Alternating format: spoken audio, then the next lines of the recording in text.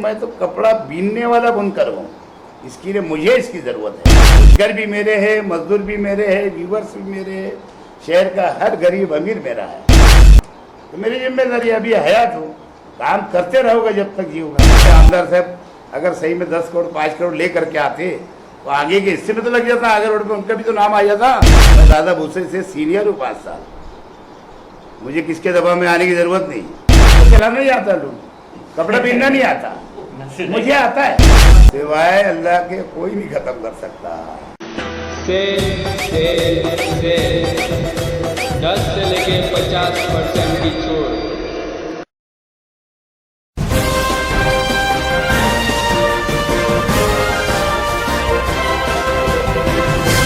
मानव समाचार, मानवता के हक में। हर कोई तो ये बता दे कि मैं बुनकर का नुमाइंदा हूँ। मालेगांव बुनकरों का शहर है और ये कोई नया शहर बसा हुआ नहीं है मालेगांव बुनकरों का। और लोगों की तारीख रही है मालेगांव के अंदर, हैंडलूम से लेकर के रंगीन से लेके सफ़ेद का कारोबार शुरू और आज अल्लाह के करम से बहुत फूला और फला है। यहाँ मालेगांव, भिवंडी, इचलकरंजी, कामठी, धुलिया ऐसे तमाम शहरों के अंदर पावरलूम चलते हैं, कपड़े का उद्योग है, तमाम शहरों के अंदर बुनकर बसते हैं। लेकिन मैं जहाँ से राजकारण के अंदर हिस्सा मेरा जहाँ से आया, राजकारण में मैं प्रवेश किया और उसके बाद नगर अध्यक्ष के बाद में जब आमदार हुआ, उसके बहुत पहले से मैं देखता हूँ कि यहाँ पे जितने लीडर में बुजुर्ग रहनुमा निहाल अहमद साहब जो आज दुनिया में नहीं है, अल्लाह उनकी मग़फ़िरत करे, वही बुनकरों के लीडर थे, मजदूरों के लीडर थे। लेकिन कभी 30 साल में मैंने देखा तो नहीं कि बुनकरों को सरकार की ओर से कोई फ़ायदा मिला। मंदी बढ़ी, तेजी आई, मंदी आई, है ना। यान का भाव कम हुआ, ज़्यादा हुआ, अगर यान का भाव ज़्यादा है तो कपड़े का भाव गिर जाता। लेकिन बुनकरों का नुमाइंदा होने के बाद बुनकरों को निहाल अहमद साहब से कोई फ़ायदा लाभ नहीं हुआ था मालेगांव शहर। बहरहाल बुनकर और मजदूरों का खिलवाड़ जरूर उनके टाइम में हुआ था 1972 की तारीख में। उसके बाद में जब मैं आमदार हो गया तो उसके बाद में कई मामला हाउस के अंदर बैठ के समझता था, देखता था। पहले बरस के अंदर जब देखा कि हर वक्त हमारे शेतकरी बांधों का, शेतकरी भाइयों का विषय हाउस में आया करता था और हमेशा शेतकरी भाइयों को फ़ायदा मिलता भी रहा, मिलता भी है, मिलना भी चाहिए। क्योंकि सही बोले तो शेतकरी बोले तो हमारे देश की जान है। जैसे बोलते हैं ना, जय जवान जय किसान, ऐसे ही दूसरे नंबर पे हमारी सनत है हिंदुस्तान भर के अंदर। तो उस टाइम थोड़ा हालात मालेगांव शहर के ख़राब चल रहे थे और बुनकर बिरादरी के ऊपर महाराष्ट्र के अंदर बल्कि सिर्फ मालेगांव नहीं, भिवंडी, इचलकरंजी, कामठी, धुलिया शहरों के अंदर मंदी होने की वजह से और साथ साथ में बिजली का बिल बहुत थकबाकी हो गया था, जिसकी वजह से कई कारखाने मालेगांव शहर के अंदर बंद पड़ गए थे। तो मैंने उस वक्त के रशीद ताहिर मोमिन हमारे भिवंडी के एमएलए थे, कांग्रेस के, मेरे साथ में मैं था। इचलकरंजी से प्रकाश आवाड़े थे। इसी तरीके से कामठी की एक बहन थी बौद्ध समाज की, जो एमएलए थी, मंत्री भी रही और धुलिया के आमदार तरीके से मैंने सबसे बात किया और रशीद ताहिर मोमिन से बात करने के बाद बोला कि भाई अपने को शेतकरी भाइयों को तो मिलना भी चाहिए और हमेशा मिलता है और आगे भी मिलता रहेगा, ये हमारी कुछ चाहत है। लेकिन क्यों नहीं साथ में बुनकरों को उसका फ़ायदा मिले, जो हमेशा तेज़ी चलते मंदी आ जाती है और उसका लॉस होता है।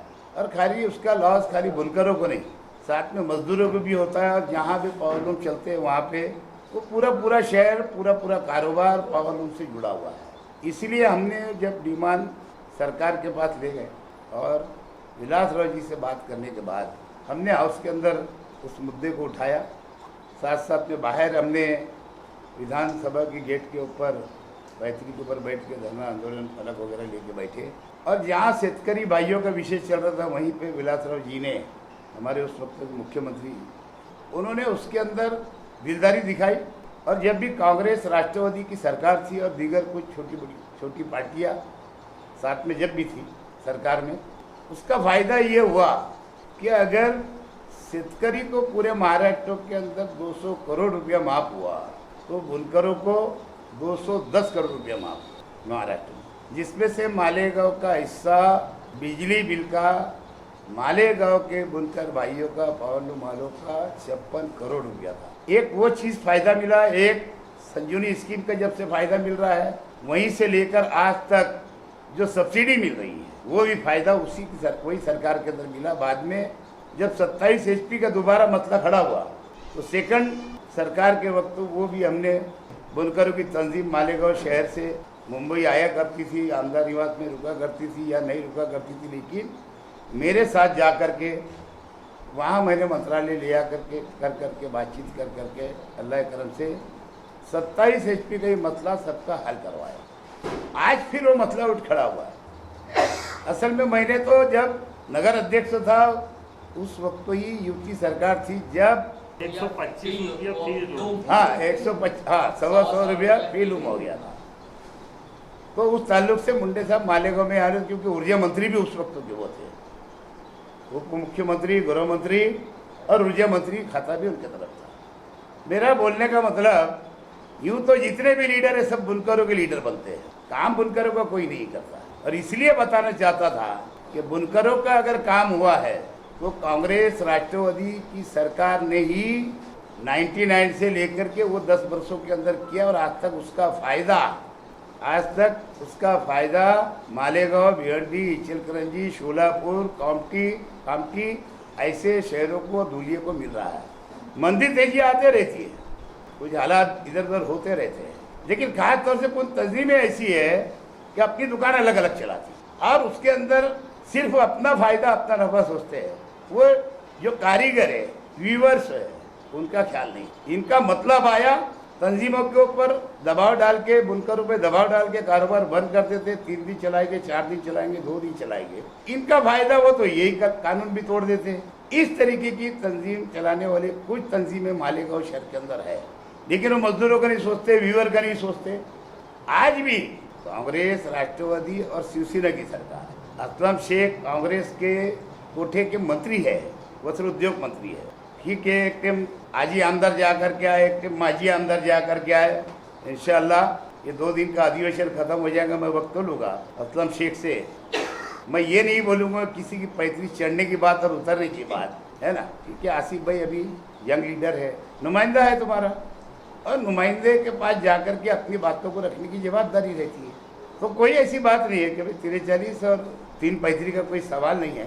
आखिर बुनकरों का शहर है, बुनकर हमारे ही लोग हैं, मजदूर भी हमारे ही लोग हैं, व्यूवर्स भी हमारे ही लोग हैं, ये शहर हमारा है। ये जो यहाँ की सनत है उसके वजह से मालेगांव फोकस में रहता है, मालेगांव की पहचान उससे बनी हुई है। तो मेरे अपने लोग हैं, मैंने कभी ये देखा नहीं कि अगर मेरे बुनकर भाइयों का काम अगर मेरे ज़रिए अगर हो गया तो मेरा इन्होंने बहुत बड़ा सत्कार रखना चाहिए था, नहीं रखा गया, उसकी कोई मुझे परवाह नहीं।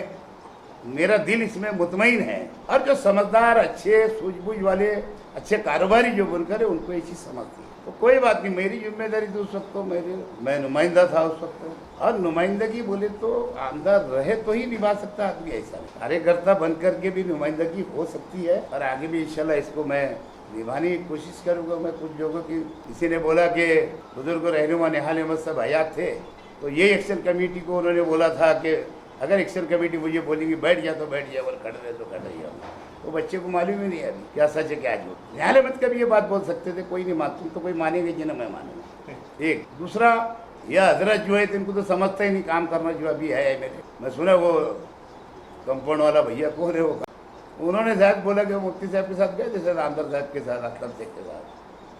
तो बोले साला वहाँ जाने के बाद इनके साथ गए तो कोई रिस्पॉन्स ही नहीं मिला। दादा भूसे, फिर बाद में हम जब दादा भूसे के साथ गए तो रिस्पॉन्स मिला। तो जरा वो बात समझ में नहीं आती, इसके लिए मैं बोला कि आज के आमदार साहब को काम करना ना, तो पहले से बोलता हूँ इसको आता ही नहीं, ना उनको काम करना आता ना कभी कर पाएंगे। इसके लिए करवाने का कोई भी काम का एक तरीका होता है।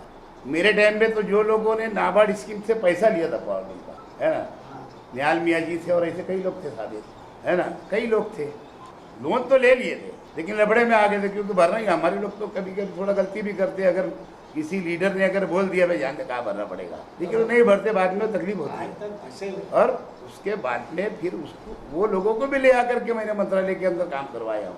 कुछ लोग उससे बाहर हो गए, कुछ लोग फंसे। किसी एक लीडर का मैंने एक बयान देखा, बोले सईदा हमीद आई थी मालेगांव के अंदर, तो बोले ये सिविल हॉस्पिटल है ना, और 11,000 कॉलोनी बन गई, पूरा आंकड़ा बताया गया उन्होंने। अरे लेकिन केंद्र के अंदर मनमोहन जी की नेतृत्व के अंदर कांग्रेस, राष्ट्रवादी और दीगर सेकुलर पार्टियों की सरकार चल रही थी, यूपीए सरकार। वो यूपीए सरकार की देन है, और महाराष्ट्र के अंदर विलासराव जी की सरकार, कांग्रेस राष्ट्रवादी की सरकार चल रही थी। और उस वक्त का कांग्रेस का एमएलए मालेगांव से शेख रशीद था। तो इनके पास तो कोई काम बताने के लिए हमारे ही काम किए हुए के ऊपर नुक्ताचीनी करना यहाँ के अपोजिशन पार्टियों की आदत सी पड़ गई। और इलेक्शन अभी 8 महीने रह गए कारपोरेशन के। कुछ लोग को तो ऐसा हो गया कल ही इलेक्शन है मालेगांव में, ऐसा लगने लगा। हर अच्छे काम के अंदर ब्रिज बन रहा तो वही लगड़ा ब्रिज है, सुलकंडी है ना। अरे अच्छे काम के तो रुकावट तुम्हारे ही लोग डाल रहे हैं, तुम ही लोग डाल रहे हैं। अब उसको कम से कम मेरे लेटर देने के बाद अगर उसकी कम से कम शुरुआत तो हो गई। और मैं तो पहले ही बोला हूँ अगर ये काम जहाँ रुका मैं वहाँ बैठा। आपके दौर इक़्तिदार में कई बड़े काम हुए, बुनकरों के तो इतना पीरियड लंबा हो गया। अरे जब एक नुमाइंदा उसके अंदर काम कर रहा है, शहर के भाव बेकार एमएलए ऐसे है ना, हाँ बाबू इज्जत माप, जब वो जिम्मेदारी निभा रहे थे तो जब उनके ही तंजीम के लोग बोल रहे कि भाई वहाँ जाने के बाद हमको इत्मीनान हुआ रहे, उनको उनके जरिए रिस्पॉन्स नहीं मिला है ना। तो जब मैंने यहाँ के बुनकरों के लिए आवाज़ मेरे वक्तों के अंदर उठाई थी और भिवंडी के रशीद ताहिर मोमिन, प्रकाश अवाड़े, इस तरीके से जो कामटी वगैरह की बहन थी एमएलए मंत्री थी उस वक्त तो जब हमने मिलकर आवाज़ उठाया था है ना। सरकार में हम है तो सरकार में जाके बात करेंगे। और ज़रूर मैं तो इनके आने की ज़रूरत महसूस नहीं करूँगा। बुनकर खाली पावरलूम के कारखानेदार बुनकर है ऐसा नहीं, मैं तो कपड़ा बीनने वाला बुनकर हूँ। तो मेरी जिम्मेदारी अभी हयात हूँ, काम करते रहोगे जब तक जीऊँगा। और मैं हिंदू मुस्लिम एकता कायम मालेगांव शहर में रखना चाहता हूँ, सबको वेलकम करता हूँ। और अगर कोई ये बोलता है कि उधर काम ज़्यादा हो रहा तो बताओ, चलो मेरे साथ घूमो, मैं बता दूंगा कितने काम हुए हैं। और क्या उनका अधिकार नहीं है क्या वो 35% 30% हमारे हिस्सा नहीं है क्या कारपोरेशन का? यानी इसका मतलब हिंदू मुस्लिम की बात आ रही है ना अपोजिशन की तरफ से। और यहाँ तो काम हो रहे ना, कितने काम गिनाओ। सब पत्रकारों को लेके चलो, 2 दिन में घुमाता हूँ गाँव। सब हमारे इलाके, हमारे कारपोरेटर के इलाके और ये अपोजिशन के इलाकों के तरफ फंड दिए वो भी बताता हूँ। काम हो रहा है यहाँ। अभी क्या दिखते रहे आग रोड बन रहा था। ये अल्लाह के बंदे हमारे आमदार साहब अगर सही में 10 करोड़ 5 करोड़ ले करके आते तो आगे के हिस्से में तो लग जाता आगे रोड पे, उनका भी तो नाम आ जाता कि नहीं आएगा पैसा। तो बोलने का मतलब अगर आ जाता तो हो सकता उसका अगला हिस्सा जो है आगे रोड का बन जाता। तो ये काम ही हो रहा है, 13 करोड़ का भी हो रहा है। अभी बजट 2 दिन में रिलीज होगा, 14 करोड़ का फिर टेंडर निकलेगा, फिर वो आगे का रास्ता बनेगा। शहर के सब रास्ते बन रहे, देखते जाओ। तो हमारी तो कोशिश हो रही है, 5.5 करोड़ नगर उत्थान से आगे ना वो रास्ते बनेंगे। 10 करोड़ रुपए की मैं समझता हूँ कि जल्दी जल्दी हमारे को फाइल मंजूर होगी, मुझे लगता है वो भी आ जाएगी। तो कहने का मतलब बोलने से नहीं, काम देखो पत्रकार महोदय, जितने भी काम करने वाले ने बोलना। नेगेटिव अगर कोई बात बोलता है कि कांग्रेस पार्टी और महापौर और शेख रशीद शिवसेना के दबाव में काम करता है, ऐसा बिल्कुल। मैं दादा भूसे से सीनियर हूँ 5 साल, मुझे किसके दबाव में आने की ज़रूरत नहीं। सरकार का हिस्सा हूँ तो दबाव में नहीं रहते हम कभी। हाँ ठीक है, हमारे लोग हैं वो भी, उनको भी फंड देना पड़ता, उनके भी एरिया में लोग रहते, उनके हमारे साथ में पार्टनरशिप है, लेकिन तो जाहिर सी बात है वहाँ भी काम होगा। आपने कहा साहब कि मैं बुनकर, कपड़ा बुनने वाला बुनकर हूँ। आसिफ साहब अभी 2-3 रोज पहले बोले मैं बुनकर नहीं हूँ। वो नहीं है ना, मैं ना सही बोले, उसको चलाना नहीं आता, लोग कपड़ा बीनना नहीं आता, मुझे आता है, रंगीन भी सफ़ेद भी। हाँ सफेद चलाए काटन, अरे रंगीन भी चलाए ना, है ना। नवारी साड़ी बीना हो ना, मैं नादिर सेठ क्या चलाया हूँ, उन्नू सेठ क्या चलाया हूँ, सलाम सेठ क्या चलाया, बड़े कब्रस्तान के गेट के सामने हाँ सलाम के लिए है ना, तो चलाया ना रंगीन। वकील हाजी का लूप सीखा हूँ खलील सेठ के भाई के वहाँ, जहाँ अभी जमील अहमद थी। तो इसके लिए बोल रहा कि मैं बुनकर हूँ। बुनकर वही जो बीने कपड़ा, अपने वहाँ भी बुनकर अगर जीतते हैं तो पहले वो कपड़ा बीनते थे, फिर मालक मेहनत किए, तरक्की किए, कारखानेदार हो गए, तो बुनकर ही है ना वो। हो सकता है कांग्रेस राष्ट्रवादी सेना मिल के इलेक्शन लड़े मालेगांव शहर में कारपोरेशन का,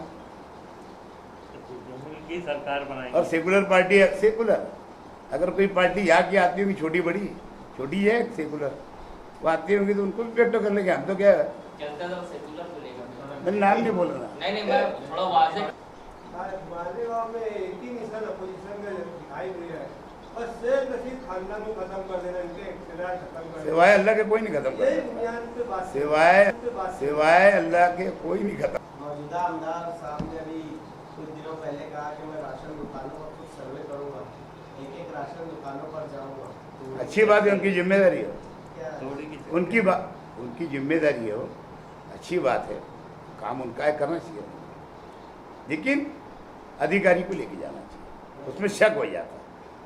मैं अकेले जाके किंतु परंतु करो और अधिकारी रहेगा तो शक नहीं आएगा।